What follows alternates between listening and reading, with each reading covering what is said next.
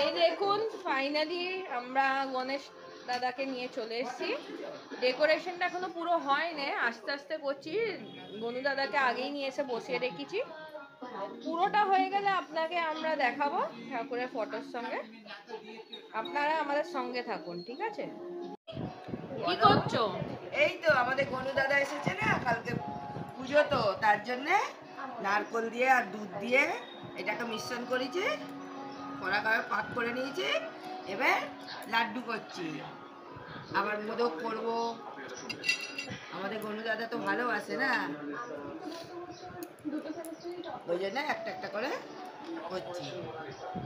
তো এরপরে মানে আমরা মোদকটা তৈরি করব, তাই তো? হ্যাঁ। বন্ধুদের বলে দাও তো কি বানাবে মোদকের মধ্যে। কে নাম করছে? নাড়ু দিয়েই না, ক্ষীরের ক্ষীরের মোদক করবো, ওটা সবটাই দেখাবো।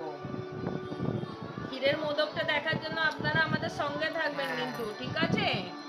আবার দেখা হবে আমাদের নেক্সট ভিডিওর সঙ্গে। আমাদের সঙ্গে থাকুন। এই 5 দিন আমরা অনেক ভালো ভালো খাবার রান্না করব, সেগুলো আপনারা দেখতে পাবেন। Tata, bye bye. কি করছো?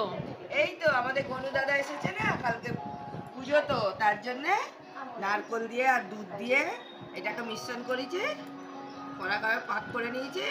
এবার লাড্ডু করছি, আবার মোদক করব। আমাদের গনু দাদা তো ভালোবাসে না, ওই জন্য একটা একটা করে করছি।